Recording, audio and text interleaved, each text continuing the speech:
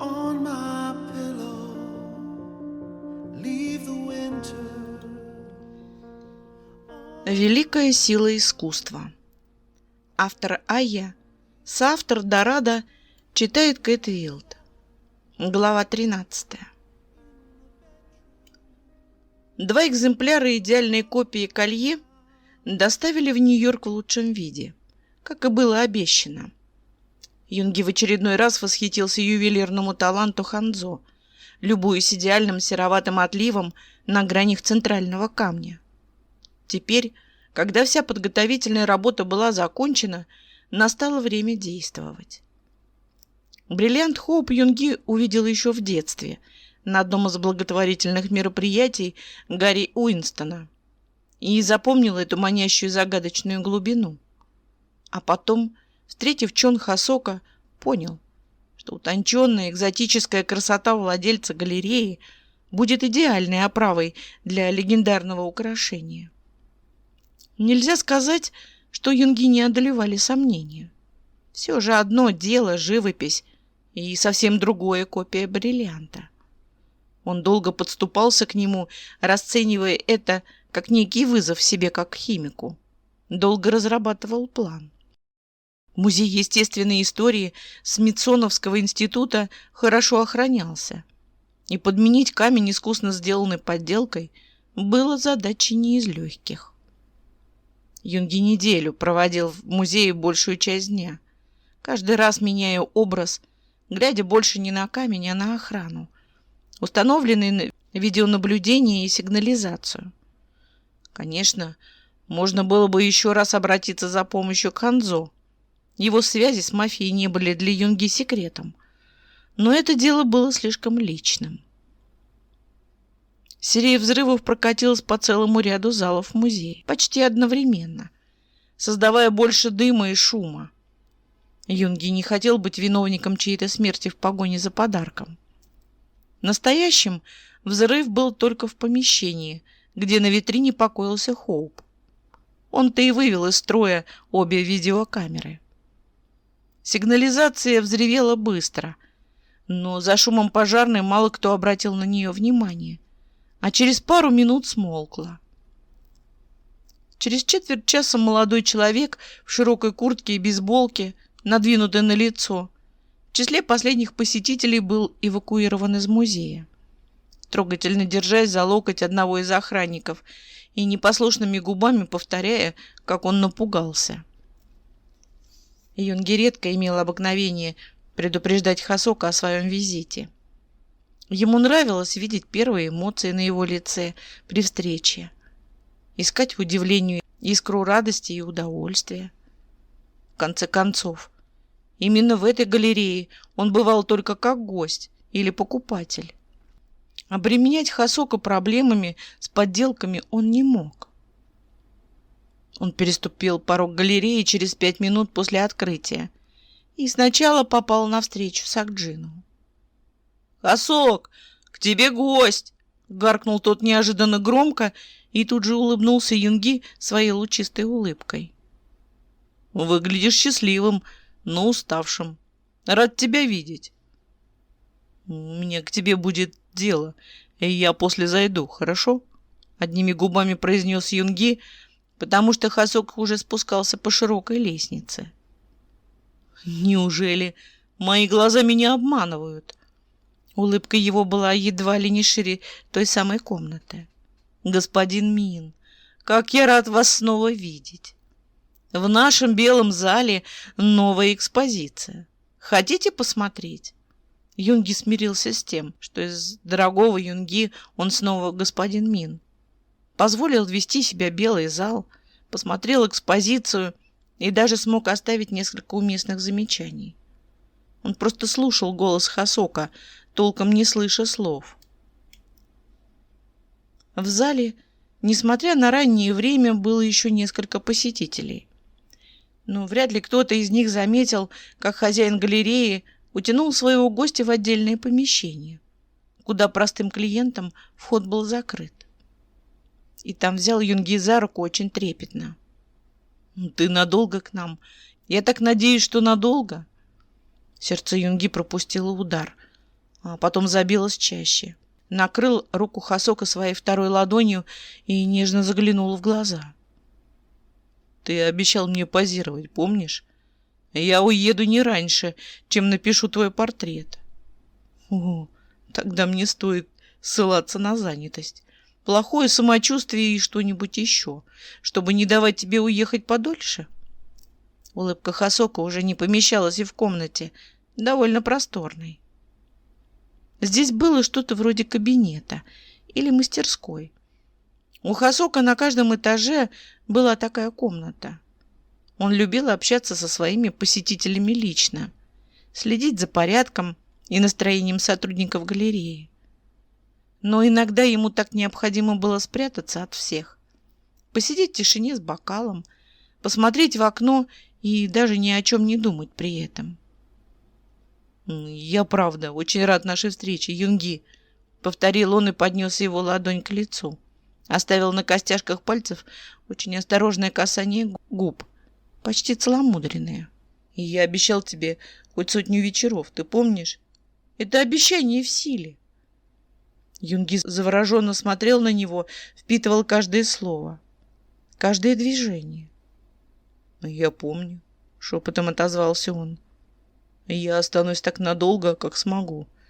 Я тоже...» Он запрокинул голову вверх, переводя дыхание. «Я тоже очень рад видеть тебя». «Где ты остановился в этот раз? Во сколько мне приехать? Или, может быть, ты захочешь навестить мой дом? Я буду рад тебя туда пригласить». Хасок совсем не облегчал его состояние своими речами. «Я не смею так тебя стеснять». И Юнги с трудом сглотнул. «Буду в том же отеле, где обычно. И ты сможешь приехать в любое время». Он невесомо пригладил манжету белоснежной рубашки радушного хозяина. «А рисовать мы будем в твоем голубом зале». «Тогда это лучше делать ночью, после закрытия». Хасок немного подумал и добавил. «Я ведь могу закрыть галерею на пару дней, просто так. Устрою праздник своим сотрудникам». Он, наконец, отпустил руку Юнги и предложил ему чего-нибудь выпить, усадив в одинокое кресло у окна, в котором обычно сидел сам. «Лучше утром, если тебе будет удобно», — попросил он, — «в рассеянном свете, проходящем через витражи. И я не хочу лишать тебя прибыли». Он принял бокал игристого вина, отсалютовал хозяину и сделал глоток. Как всегда, великолепно. Как и все здесь. Хасок облокотился на старинный комод бедром. «Пара дней не лишит меня прибыли. Точнее, я этого не почувствую. Иногда ведь мы закрываемся на переучет или генеральную уборку», — отозвался он и улыбнулся снова поверх бокала. «Как там в Нью-Йорке? Похолодало?» В Сан-Франциско всегда было холоднее летом. Ветры с океана давали о себе знать. И дожди начались. Юнги зябко повел плечами. «Может быть, всю осень проведу здесь. В Нью-Йорке мне почти не хочется выходить из дома».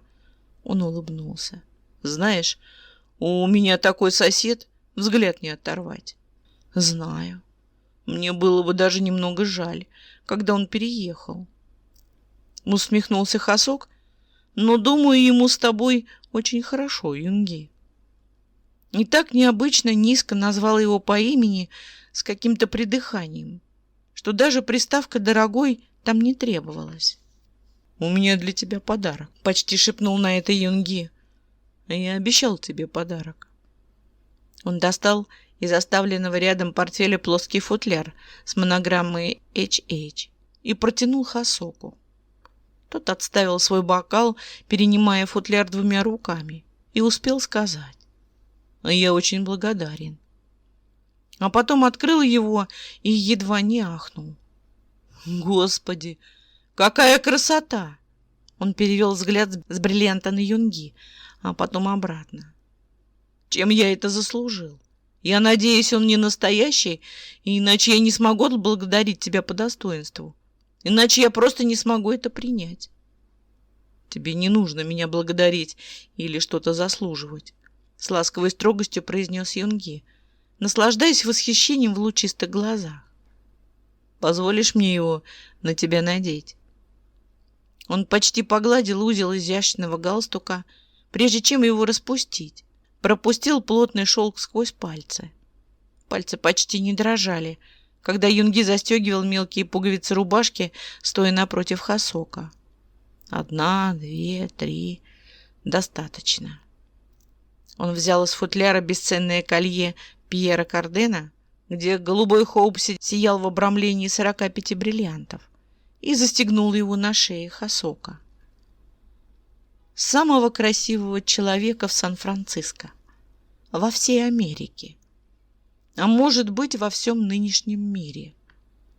Хасок едва ли дышал во время всех этих манипуляций Юнги. Когда тот стоял так близко и раздевал его, смотрел в сторону на футляр.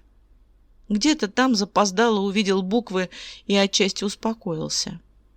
Эту аббревиатуру он знал.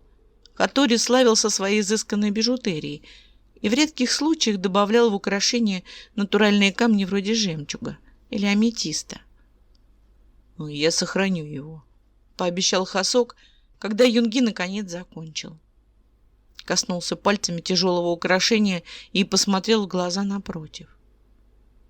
«Ты напишешь меня в нем?» «Если позволишь», — отозвался Юнги, отходя на шаг. «В чем бы я тебя ни писал, ты будешь прекрасен». «Только в нем», — добавил Хасок, вновь очень низко, даже как-то давяще. Юнги отвернулся, послышался глубокий вздох, и, наконец, прозвучал ответ. 2 портрета. Танцующий в голубом зале и в спальне. Не лишай меня возможности потанцевать в одном колье в голубом зале. Хасок сменил тон и почти рассмеялся. Впрочем, 2 так 2. Я ничего не имею против. Если ты хочешь, чтобы переливы камня ложились на твою кожу на картине, мне потребуется работать в другой манере. А я твердо намерен писать тебя в манере импрессионистов, чтобы утешить от потери Дега. В конце Юнги уже улыбался. Не застегивая рубашку, Хасок подтянулся до бокала дорогого гостя и обновил его, а потом чокнулся с ним своим. Ты волен использовать любую технику и стиль. Множество стилей. Я буду танцевать, стоять, лежать, что захочешь. Как ты пожелаешь, мой дорогой Юнги. Тот отпил вина, поймал его руку и прижался губами к пальцам. «Спасибо, Хасок», — шепнул он. «Ты не представляешь, как много это для меня значит». То утро, как и договорились, галерея не открылась в свое обычное время. Сотрудники получили внезапный выходной, на дверях красовалась табличка «Закрыто». Причины не объяснялись. Была только работница на входе, которой дали четкое задание впустить господина Мина, как только он придет. Чон Хасок ждал его в голубом зале, с голубым бриллиантом на шее, и все-таки не решился танцевать обнаженным. Предстал в голубом распахнутом халате и летящих шелковых брюках. Когда-то он учился танцам. Ему нравилось чувствовать себя в движении, чувствовать свое тело. И для того, чтобы танцевать, Хасоку вовсе не нужна была музыка, только пространство, которого в зале было более чем достаточно. И желательно босые ноги. Поэтому обувь он оставил у себя в кабинете. Он неспешно разминался и легко кружился еще до прихода Юнги. Летящая ткань следовала за каждым движением, а великолепное украшение и правда было тяжелым, но за пару дней Хасок уже привык к его весу. Сакджин тоже был в галерее, но у него было много своих дел, и он с энтузиазмом ухватился за возможность заняться ими, пока нет посетителей. Пришедший Юнги пошептался с ним немного. Сакджин пообещал принести к голубому залу чай через 1,5 часа и не мешать. «Просто танцуй пока. Не обращай на меня внимания», — попросил Юнги Хасока после приветствия, устанавливая мольберт и раскладывая все необходимое. Он мельком поглядывал на кружащегося в танце мужчину, чтобы не отвлекать его слишком пристальным взглядом, запоминал движения, любовался отточенной пластикой, пока, наконец, не остановил. «Так для тебя будет удобно?» — спросил он. «Вполне», — отозвался Хасок с раскинутыми руками. Одна из них стремилась вверх, к высокому потолку. Рукав халат медленно сполз, обнажая напряженные мышцы до самого предплечья. «Только я надеюсь, что смогу поменять положение ног где-нибудь через час». И правда, несмотря на всю выносливость, сложно простоять на одной ноге так долго. «Конечно», — кивнул Юнги и взял в руки кисть. Он любил рисовать. С детства любил. А уж когда впервые взял в руки масло, почти потерялся в своих ощущениях. Ему казалось, только там он и живет. В касании кисти, в краске на палитре, в самой работе. Отзвук этой жизни оставался на полотне, запечатлевая мгновение. Увы, современность требовала от художника не идеального баланса света, ни четкой линии, ни воспевания красоты жизни. Современный художник, если хотел быть заметен, получал внимание публики прежде всего экспрессивными находками. Юнги не мог разрушать прекрасную, в своей первозданности форму ради какой бы то ни было идеи. Его фальшивые картины стали его отдушиной, позволяли воспроизводить на холсте прекрасное.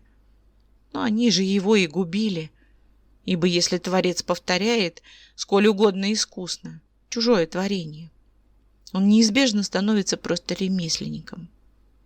Юнги частенько мысленно называл себя демиургом в том самом изначальном смысле, но жаждал стать творцом.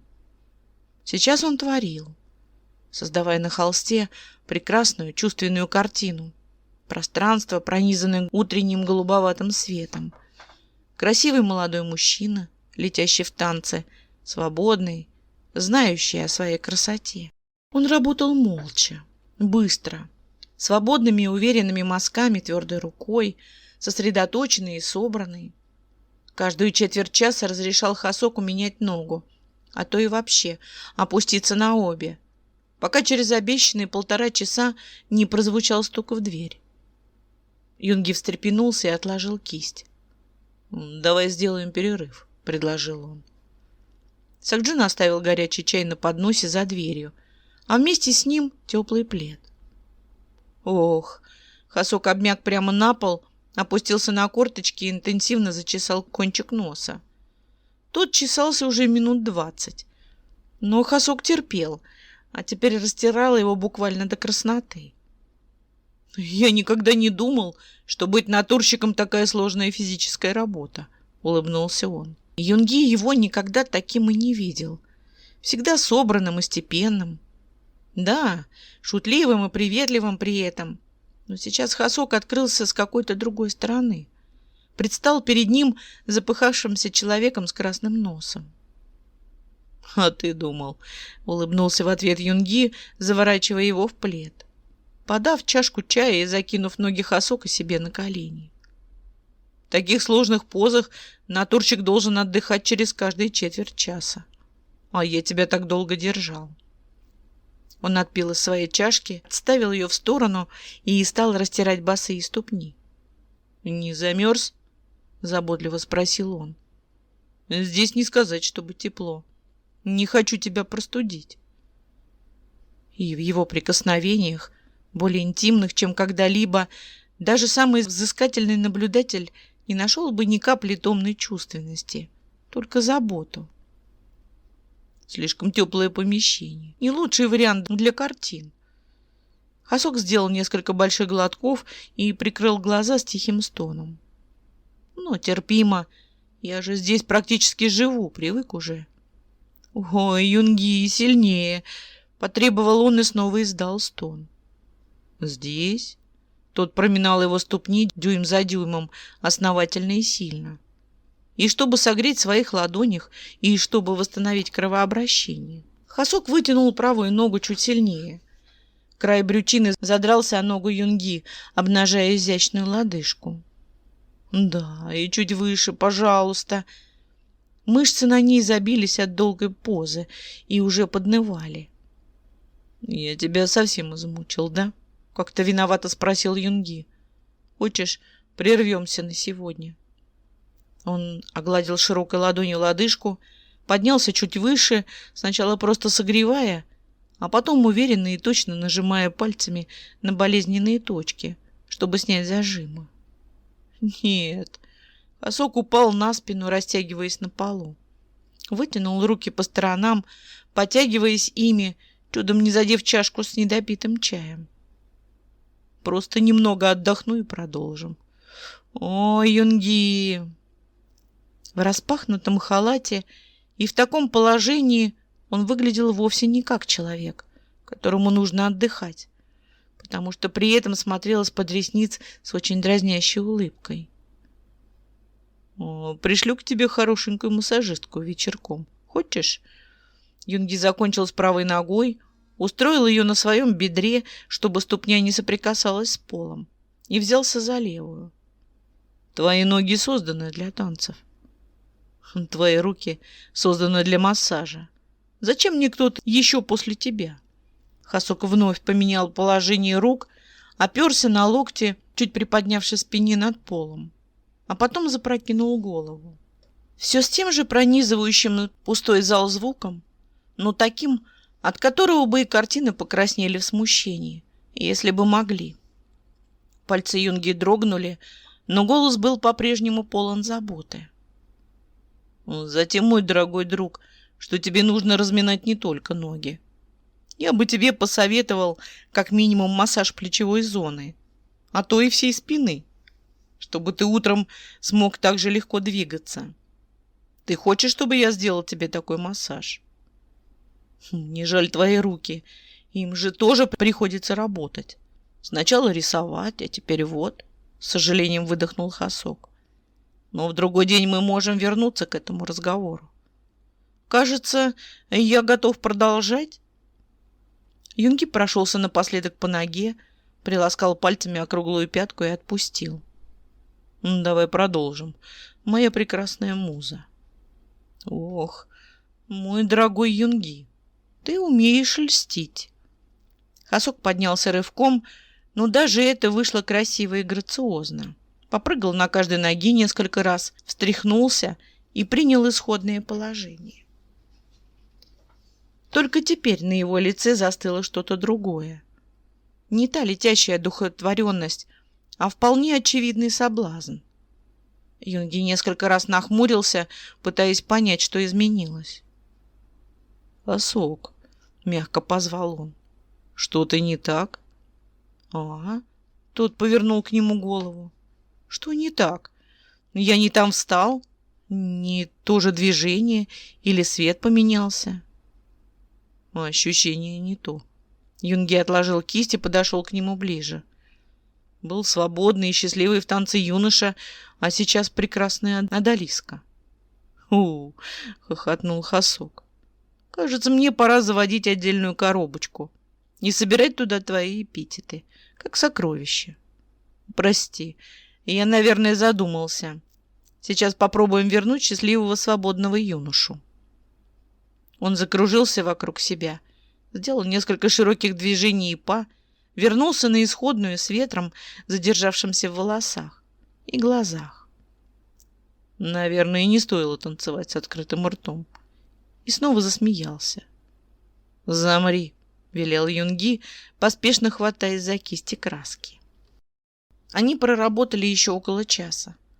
А потом Юнги решительно заявил: «На сегодня все. Хватит тебя мучить». «Как часто ты будешь повторять это слово?» Хасок снова готов был упасть на пол, но устоял. Лишь только размялся в очередной раз. Растянулся всеми конечностями по очереди. «Какие у тебя планы на сегодня? Я могу покатать тебя по городу. Покажу свои любимые места. Все равно мы сегодня закрыты». «Всякий раз, как буду понимать, что это так», — очень серьезно сказал Юнги и внезапно подхватил его на руки. «Не дергайся, пожалуйста. У тебя же есть спальня наверху. Тебе надо полежать. Лучше бы в ванной, конечно. Он вышел из голубого зала и поднялся по лестнице, держа свою драгоценную ношу бережно и крепко. Куда дальше? Это чисто символическая спальня. Там только раскладной диван, в ванной тут точно нет, ответил обалдевший Хасок, держась за его шею. Поставь меня на пол, я вполне могу ходить самостоятельно. Не по ступенькам, отрезал Юнги. Пусть диван лучше, чем ничего. Куда дальше, Хасок? Господи, какой вы упрямый господин Мин. Тот закатил глаза и откинул голову в сторону, показывая направление. Последняя дверь. Вы, господин Чон, знаете толк в картинах. А я в том, каким потом и кровью они пишутся. Юнги донес его до действительно небольшой комнаты и устроил на диване. Вот так. Отдыхай. Я пока вернусь в отель, переоденусь. Позвони мне, как придешь в себя. С удовольствием покатаюсь с тобой и поужинаю. Ты мог бы сразу сказать, что сам хочешь отдохнуть и переодеться, и не устраивать вот это шоу, проворчал Хасок. Но тут же заулыбался, как только принял лежачее положение и не на полу.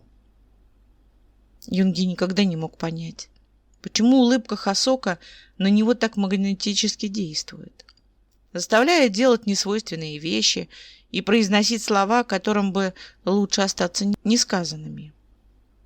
Он поправил небольшую диванную подушку, устраивая ее под плечами Хасока, и признался. «Нет, я просто хотел отнести тебя на руках. Но пока не отдохнешь, по ступенькам тебе и правда лучше не ходить», — добавил он. «Ты очень заботлив, но не стоит относиться ко мне как к нежной барышне», — высказался Хасок и прикрыл глаза, уже не улыбаясь. «Это ты о первой части моего высказывания или о второй?» — уточнил тот. «Это я обо всем, Юнги». С закрытыми глазами было гораздо проще такое говорить. Человеку, к которому ужасно тепло относился. Но Хасок не мог иначе. Он не мог всерьез примерить на себя образ чужой музы. Прекрасной одолистки, человека, которого нужно носить на руках по ступенькам, в то время, когда он сам вполне способен, если не бегать, то вполне уверенно ходить. У этой заботы и отношения к нему Юнги была грань, через которую Хасок и его не планировал пускать.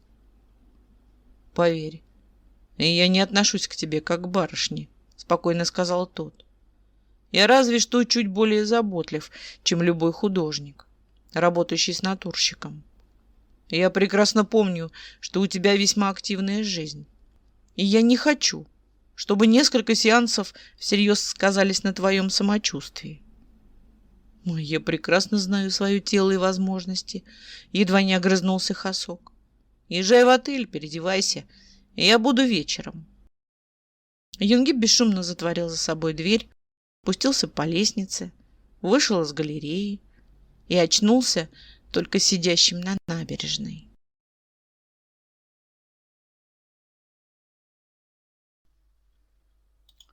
Великая сила искусства. Автор Ая. Соавтор Адорада. Читает Кэт Уилд. Глава 14. Вот уже который день Чимин практически пешком передвигался по городу. Точнее, брал такси от района до района, гулял там, осматривался и приценивался к своим ощущениям. Чувствовал ли он себя как дома? Все ли ему нравилось? Было ли удобно добираться до бюро? А до Тэхёна? Он бы и правда купил себе дом в его районе, но там, как назло, вообще не было ни больших и не очень дорогих вариантов. Все какие-то семейные постройки на несколько этажей. А квартира в большом доме Чимина никогда не устраивала, и он не собирался рассматривать это даже как очень временный вариант. Обидно еще было, что тот дом, что он присмотрел себе в Вестерн Эдишн, уже приобрели. Видимо, нашелся еще один безумный любитель старых книг. Так что Чимин выбирал себе новый, пока была такая возможность. Просто гулял, сначала пытаясь определиться с районом, Потом в агентстве недвижимости можно было поискать подходящие варианты, хотя иногда у домов красовались таблички с надписями «Продается». Но это ближе к окраине. Здесь в центре их вообще не попадалось. Сейчас Пак Чимин шел по набережной, издалека приметил уточек и вспомнил, что в сумке осталась припасенная булочка, которую он захватил с собой еще вчера утром. Кря-кря. Забавно передразнивал он птиц, кидая кусочки в воду, и смеялся. Ух, такие милашки! Сидевший в нескольких метрах в стороне, Юнги откинулся на спину прямо на камень парапета и закрыл глаза, страдальчески сведя брови. Говорят, шум волн должен успокаивать, но пока Юнги этого не чувствовал. Чимин обернулся в его сторону только потому, что, наевшись, несколько уточек взлетели вверх и полетели куда-то по своим делам. Агент провожал их взглядом и все еще веселым кряканьем, пока одна из них не испражнилась в полете прямо на лежащего человека. Чимин очень хорошо видел, как это произошло, и даже перепугался. «Простите». Он подскочил к нему тут же, очень надеясь, что прилетело не в лицо. А потом, когда узнал это лицо, конечно, узнал и аж застыл на месте, хотя собирался полезть в сумку в поисках салфетки. «Достойное завершение», — мрачно подытожил Юнги, оглядывая масштабы бедствия. Достал из кармана брюк батистовый платок, попытался оттереть пятно, но, конечно, не преуспел в этом. «Вы-то за что извиняетесь?» — как-то устало спросил он. «Вашей вины здесь нет». «Я хотел спросить, все ли с вами в порядке».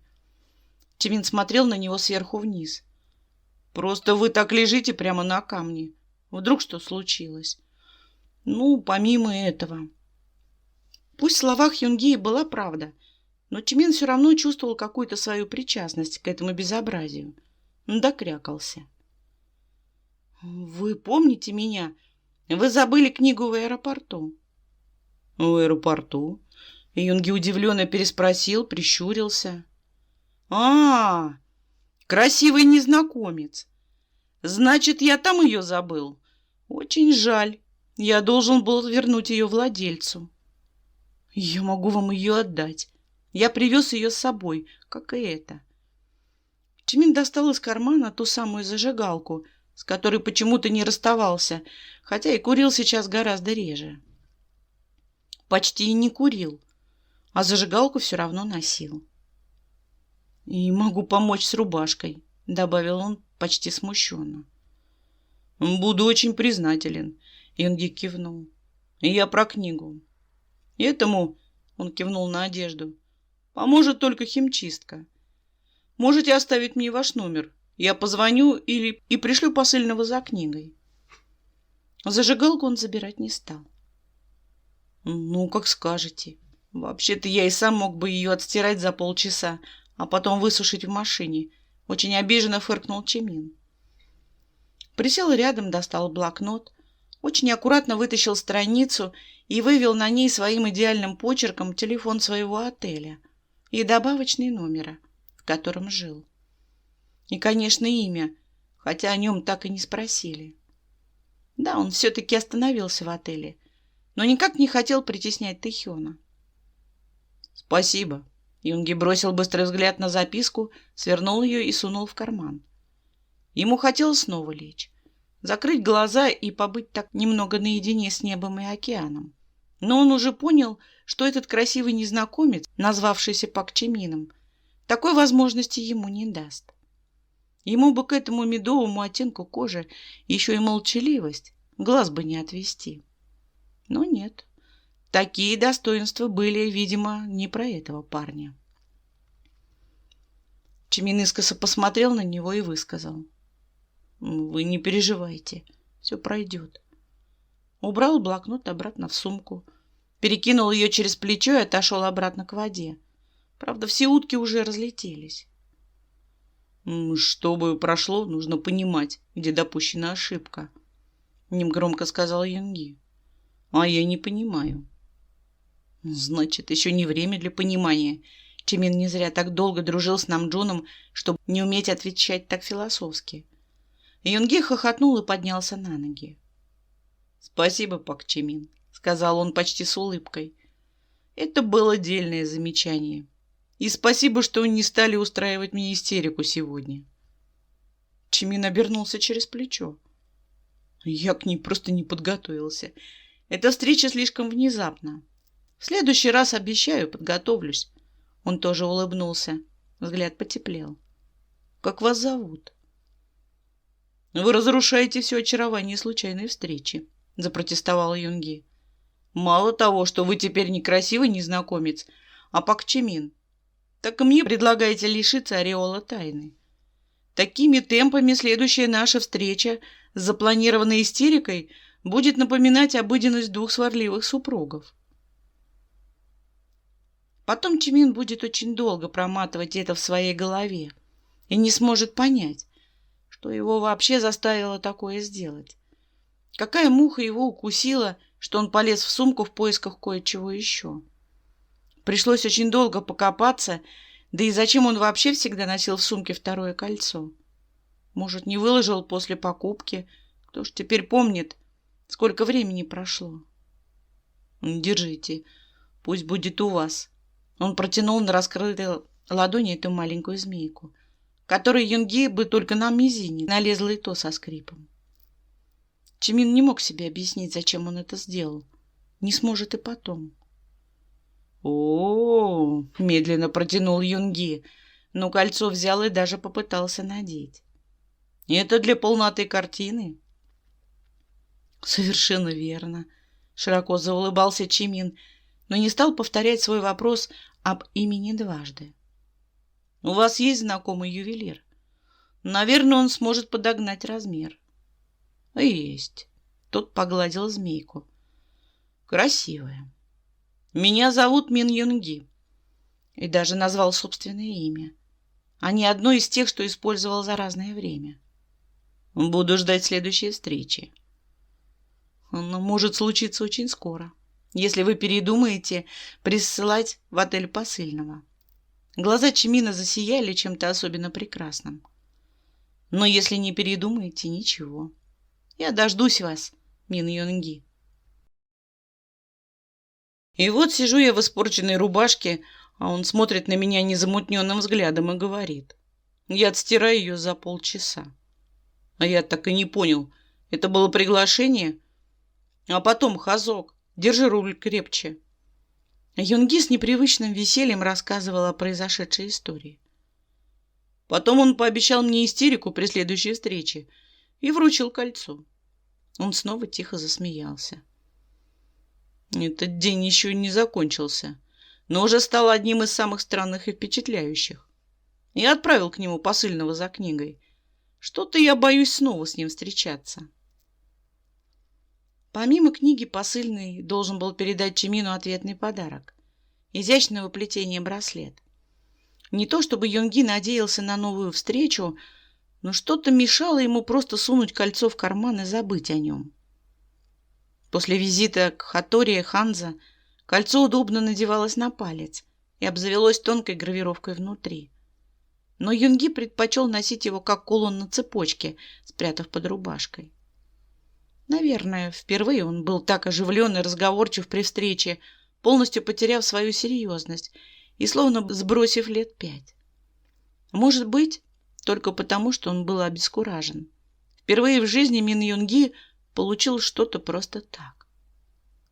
«Надо же, ты и боишься», — поддел Хасок с усмешкой.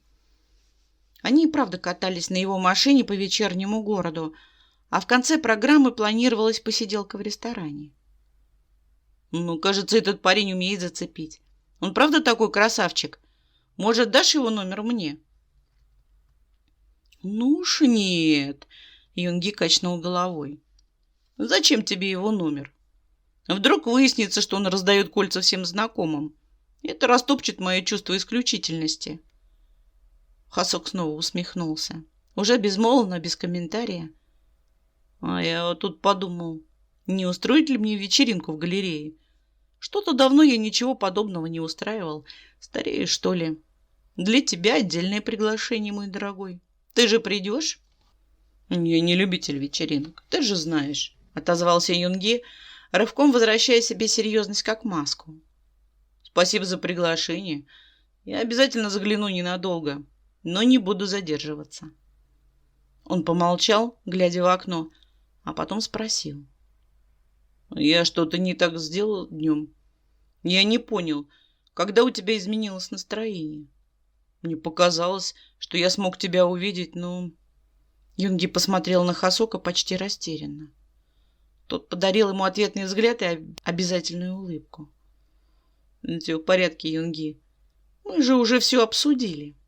Давай забудем об этом, как о незначительном недоразумении. Я не хочу снова тебя расстроить. Тихо, но настойчиво сказал тот. Твой душевный покой мне очень дорог. О, даже не пытайся расстроить меня. У тебя это не получится. Вновь попытался отшутиться Чон. Пожалуйста, перестань. Давай лучше определимся с рестораном. Чего бы тебе хотелось на ужин? Морепродукты кажутся отличным выбором. Юнге пришлось смириться с тем, что ответов он не получит. Это огорчало. Чон Хосок всегда был разным. Респектабельным, игривым, томным, хищным. Утром он был или только казался свободным. Сейчас снова нес на плечах какой-то образ. Может быть, французская или креольская кухня. Да, это отличный выбор, сэр. Кажется, Хосок так назвал его впервые. Встретившись с посыльным, Чимин почему-то расстроился. Где-то очень глубоко внутри себя вздохнул, отдавая книгу. Уже поздно было вкладывать в нее какую-нибудь глупую записку. Да и что в ней писать?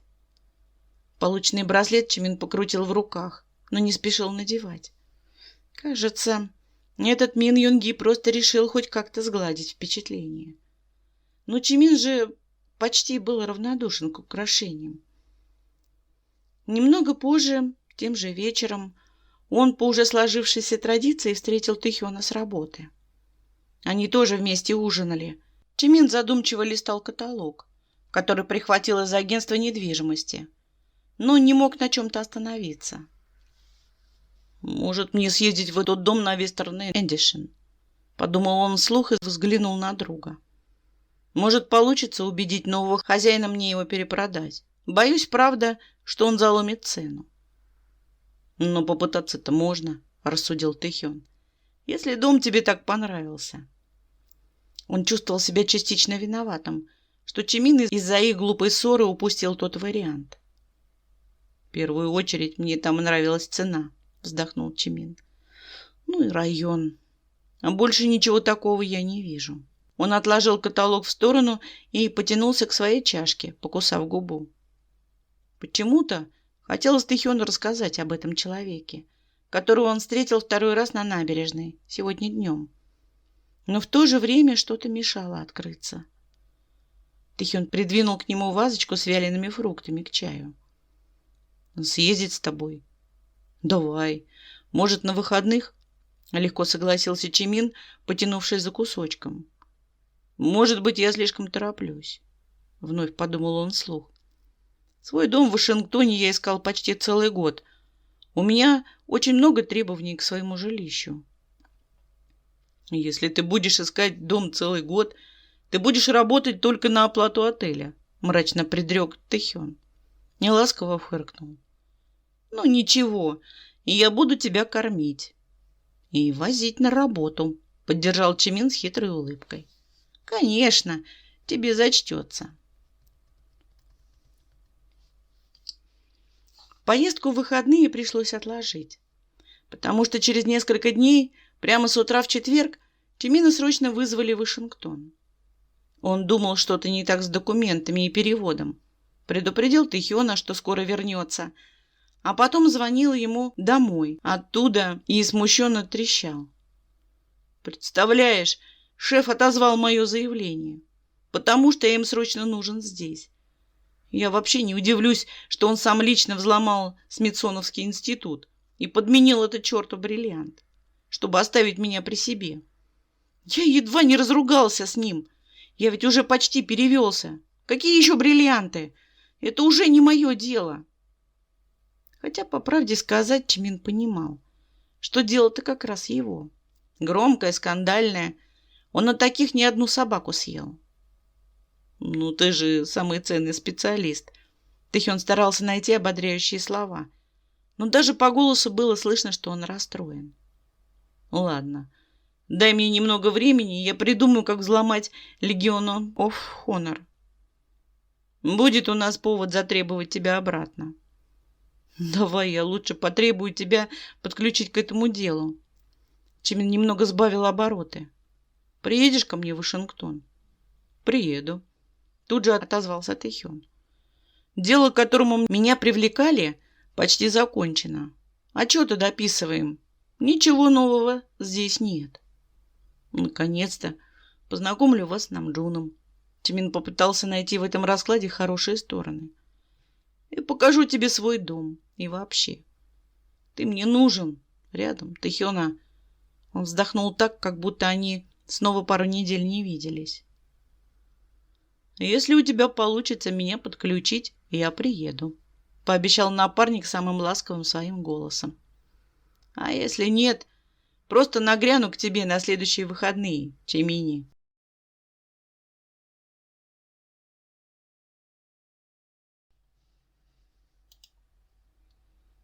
Глава 15. К вечеру субботы лихорадочное возбуждение немного отпустило Юнги. Он бы закончил портрет быстрее, но не торопился. Давал хорошенько просохнуть слоям краски и вообще медлил, чтобы сохранить повод для нахождения в Сан-Франциско. Но тем же вечером он вернулся в отель, попробовал почитать, выпил бокал вина и потянулся к телефону.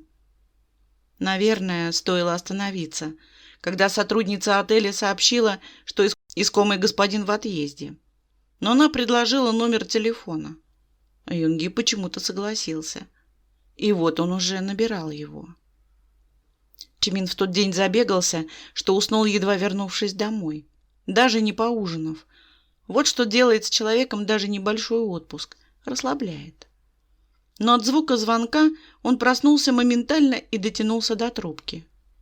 «Алло?» — слегка хрипло, но вполне бодро ответил он. «Господин Пак», — уточнил Юнги. Его голос по телефону звучал еще тише и мягче. «Да, это я». Чимин даже поднялся, чтобы не уснуть обратно с телефоном в руке. «Я вас слушаю». Я хотел поблагодарить за книгу. Владелец был очень рад получить ее обратно. «А, — изменившимся тоном протянул Чимин, когда наконец понял, с кем говорит.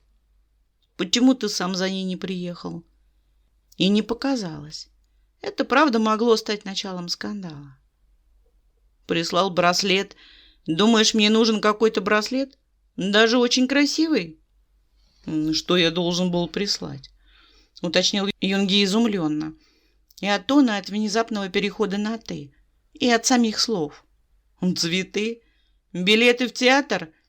У меня фантазия отказывает. Скажите мне, что я должен сделать, чтобы отблагодарить вас?» Говорила мне мачеха, чтобы я не вступал в брак слишком быстро. Усмехнулся Чимин, понимая, что эта случайная шутка затягивается в какую-то интересную игру. Ты мог бы приехать сам. Мне бы было приятно снова увидеться со своим супругом. Не мог, отрезала Юнги. Всю неделю я был очень занят у красивых ног. Ты так спокойно об этом говоришь?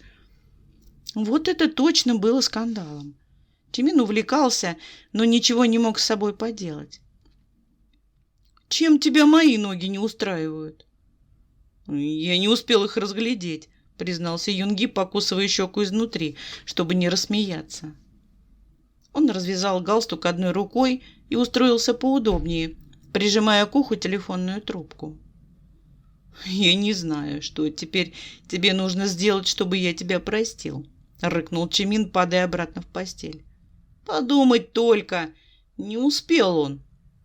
Высунул ноги из-под одеяла и сам на них посмотрел, сдерживая смешок. «Красивые?» — бархатно спросил Юнги. «Ты же сейчас смотришь на свои ноги? Они красивые?» Это был самый странный, нелепый, совершенно безумный разговор, в котором он принимал участие, но Юнги получал от этого какое-то необычное удовольствие. Чимин томно вздохнул в трубку, вытягивая и поднимая то одну, то вторую ногу. «Сексуальные», — ответил он, сам от себя не ожидая такой откровенности, но тут же добавил. «Наверное». «Надо будет лучше рассмотреть при случае», — решил Юнги. «Не сердись на меня. Я отнес кольцо ювелиру, и теперь его можно носить. И там же выбрал тебе подарок. Я надеялся, что тебе понравится. Прости, если не угодил». «Ладно». Чимин расплылся в улыбке скорее от услышанного в первой реплике. «Но если захочешь сделать мне подарок в следующий раз, найди меня сам». «Не знаю», — протянул Юнги. «Может, я хотел напроситься в гости, когда звонил, а ты снова был в другом городе. Где мне тебя искать? Только и верить, что судьба вновь сведет нас вместе». «Сейчас я в Вашингтоне. Если сейчас же поедешь в аэропорт, к утру будешь у меня», — промурлыкал Чимин, хотя, конечно, не верил, что такое возможно. «Я пока здесь, не знаю, когда вернусь в Сан-Франциско». «Не могу», — вздохнул Юнги почти искренне. «Завтра я должен появиться на вечеринке друга». «Ты просто невыносимый супруг, Мин Юнги». Даже шутливый укор прозвучал почему-то ласково. «Как меня угораздило выбрать тебя. Занимаешься чужими ногами, ходишь по вечеринкам. Мое сердце разбито». «Твое сердце слишком часто разбито», — запротестовал Юнги. «А как же та или тот, из-за кого ты страдал при нашей первой встрече?» «Это просто друг, и мы просто повздорили», — оправдался Чимин и вновь укрылся одеялом. «Ты что, ревнуешь?» «Как я могу?» Юнги улыбался во весь рот. «Это же не ты ходишь по вечеринкам, не гладишь чужие ноги. Ты для меня пример супружеской верности». «Да, ты прав. Я лежу в своей постели и никого не глажу». Чимин перевернулся на бок, перехватил трубку, чтобы поднести к другому уху. «И ты даже не представляешь, насколько я верен тебе», — почти прошептал, жмурясь. «Расскажешь мне при встрече». «Насколько?» — пообещал Юнги. «Прости за поздний звонок. Доброй ночи, Чимина».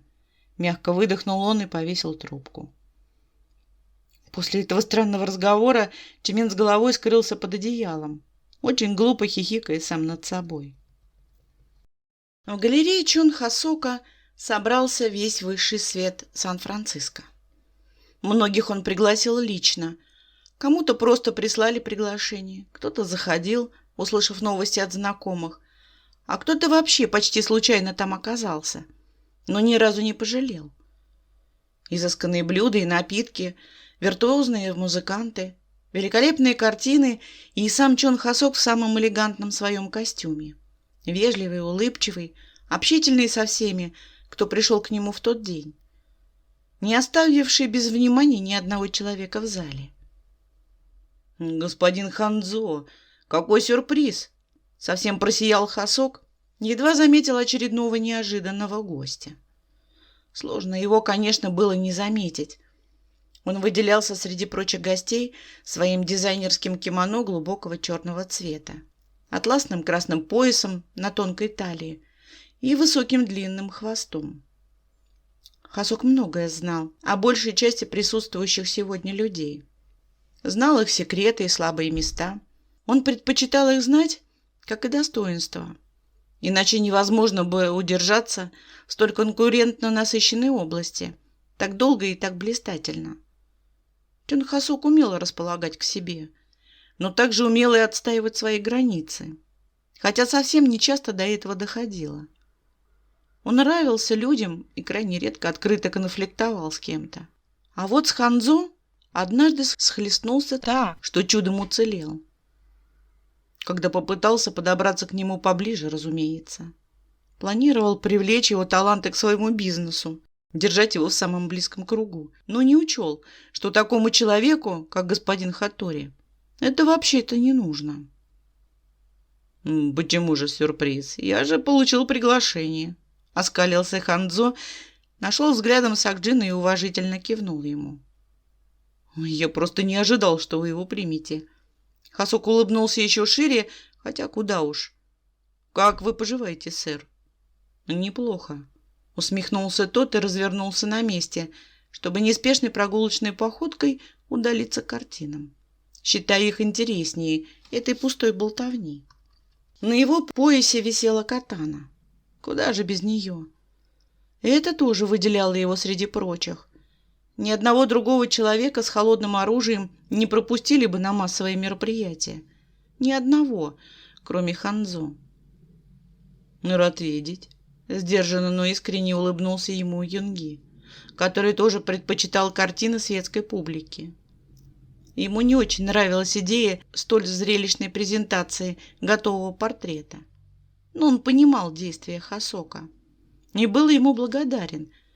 Любой художник был бы за показ картины искушенной публике. «Я заеду на днях по вашему делу. Почти все готово». «Взаимно», — кивнул Хаттори и медленно перевел взгляд на хозяина галереи, который собственноручно открыл публике единственную завешенную тканью картину в этом зале. Прямо по центру, видимо, гвоздь программы. Только и произнес Ханзо, когда разглядел на холсте искусно прописанный бриллиант. Юнги очень просил его не представлять как автора, и Хасок уклончиво отвечал всем любопытствующим, что автор пожелал остаться инкогнито. Буквально каждый зачарованный наблюдатель издал вздох разочарования. А Хасок посмотрел на Юнги самой своей лучшей улыбкой. Постепенно, как это бывает часто на подобных мероприятиях, гости перенесли свое внимание на напитки и угощения. Разошлись по небольшим группам. Но один из приглашенных стоял прямо перед картиной, пристально вглядываясь в нее. Тэхён смотрел и не верил своим глазам. Он знал эту манеру письма. Если бы ему показали только фрагмент, он бы решил, что это его любимый Дега. Но на картине был изображен хозяин галереи, и она еще хранила запах лака. Кто бы ни написал эту картину, он был гением, потому что бриллиант в колье на картине рассыпал сверкающие брызги и приковывал взгляд.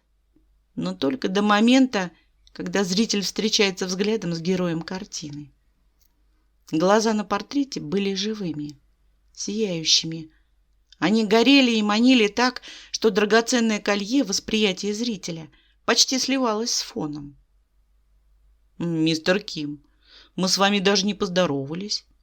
Хасок подошел к смотрящему и привлек его внимание. «Я рад вас видеть. Как вы поживаете? Давно не заходили к нам». «Все в заботах, мистер Чон», — широко улыбнулся Тэхён. «Спасибо за приглашение, мне очень приятно. Столько картин». Он повел рукой, обводя зал. «Но это, конечно, затмевает все». «Мне очень приятно, что вы оценили ее по достоинству», — засиял хозяин галереи. «А почему вы сегодня один? Где ваш очаровательный коллега?» «Он, к сожалению, по делам в Вашингтоне», — развел руками Тэхён. «Но я надеюсь, у него тоже будет возможность увидеть этот изумительный портрет, когда он вернется. Вы будете его выставлять?» «Разумеется. Он займет свое место в моей галерее. Только я его ни за что не продам». Хасок обернулся к толпе, снова искал взглядом Юнги, но не нашел. «Хоть это хорошо», — заметил подошедший Сакджин. «Добрый вечер, господин Ким». Он приветливо кивнул Тэхёну и обернулся к картине. «Я удивлен уже тому, что ты решился ее выставить. Ни одному человеку на моей памяти не удавалось тебя так раздеть. Словно снял с тебя слоями последние десятилетия и показал сердцевину». «Сила танца». Хасок наигранно горделиво задрал подбородок и рассмеялся. Между прочим, позировать было нелегко, но я справился. И вряд ли откажусь от повторения этой затеи. Он все еще посматривал на гостей, но Юнги словно испарился. Автор полотна очень талантлив, с чувством выдохнул Тэхён. Был бы счастлив познакомиться. Жаль, что он не пожелал открыть своего имени. Удивительная скромность и удивительное дарование. Не все стремятся к славе, пожал плечами Хасок и оставил Тэхёна с Акджином у своего портрета, вежливо извинившись. Не думал, что в итоге он попадет к нему. Через какое-то время к двум мужчинам подошел еще один. Тот с катаной на поясе. И обращался он, конечно, с Акджину, но Тэхёну достался внимательный и острый взгляд его черных глаз. Сложно сказать, что было в его образе более черным. Одежда, волосы или глаза. Может, все-таки рукоять катаны? Или все же глаза? — О ком вы, господин Хатори? Сакджин приподнял идеально очерченную бровь. — Кто попал и к кому? — Бриллиант, конечно. Ханзо даже не взглянул на картину и стоял к полотну спиной, сложив за ней руки. — К вашему партнеру. Точнее, его копия, изготовленная мной. И если бы он знал, на чью шею повесят его работу, он бы добавил в самое ее сердце каплю змеиного яда. Просто из вредности. К Сакджину у Ханзо не было никаких претензий, но все-таки на картине был не Сакджин. Тот мелодично засмеялся. «Мой друг не расстается с ним», — лукаво шепнул он и светски поинтересовался. «Вы знакомы, господа?» «Хаттори с Ханзо, Ким Тэхён. Господин Ким оберегает покой всех коллекционеров в нашем городе». Тэхён кивнул в знак приветствия, с любопытством глядя на мужчину в черном. Разумеется, он не мог на своей работе не слышать имя Хаттори, но видел его впервые. Ким Тэхён? Взгляд в глаза был долгим, почти неприлично долгим. Удивительно, что мы встретились впервые. Я ведь тоже в некотором роде коллекционер. И усмешка, она почти показалась, почти незаметная, словно под темной вуалью на дрогнувшей в ней губах. Тэхён на миг почувствовал себя зависшим над черной бездной, но выдержал чужой взгляд. Главное, мы встретились. Изобразить радушие бы не вышло, поэтому Тэхён отдал предпочтение вежливому равнодушию. Теперь вы знаете, господин Хаттори, кто стоит на защите вашей коллекции. Тэхён кивнул и снова перевел взгляд на полотно. А Сакджин спрятал улыбку и подхватил Ханзо под руку, не боясь остаться без собственной. «Прошу вас, господин Хаттори, составьте мне компанию. Не будем мешать нашему другу наслаждаться картиной. Если настанет тот день, когда мне понадобится защита». Ханзо не договорил, лишь покосился на Сакджина. «Из меня не лучший компаньон, но раз вы настаиваете, пойдемте. Я провожу вас к фуршетным столикам». Сакджин склонился к нему, как к лучшему другу, уводя прочь. Ногти крепко впились в предплечье. «Хаттори-сан, что за разговоры при агенте бюро?» — ласково шипел он на ухо. «Мне или вам говорить, что каждое слово может быть услышано и истолковано? Ким Тэхён очаровательный молодой человек, и наши интересы не пересекались. Ну, давайте же будем осторожными». «Сакджин-ши», Хаттори оставался невозмутим. «Вы всерьез думаете, что я буду дрожать при упоминании бюро? Всякое слово, что я произношу, может быть истолковано кем угодно и как угодно. Мне до этого нет никакого дела. Разве я прошу вас дрожать? Я прошу вас пощадить меня», — мурлыкал Сакджин. «Тщеславие моего компаньона уже стоило мне седых волос. А разве я заслужила это?» Он тряхнул головой. «Пощадите меня, Сатори-сан. Этот камень вызывает у меня дрожь. Если бы его не принес наш общий знакомый, я бы уже старался избавиться и от этого ожерелья, и от этой картины. Я не имею ни малейшего представления о том, кто его принес. Впрочем, его дальнейшая судьба меня интересует еще меньше. Усмехнулся Ханзо и очень однозначно вытащил свою руку из его хватки. Прошу вас, угощайтесь. Вы же любите вкусную и красивую еду.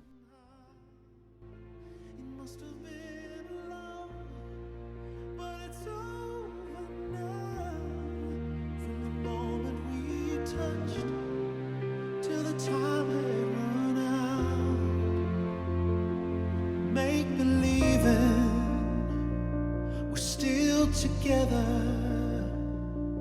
that I'm sheltered by your heart, but in and outside, I've turned to water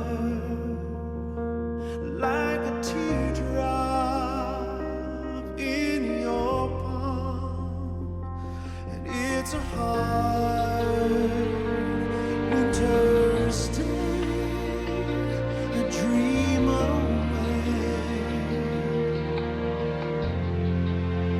Must have been love, but it's over now. It was all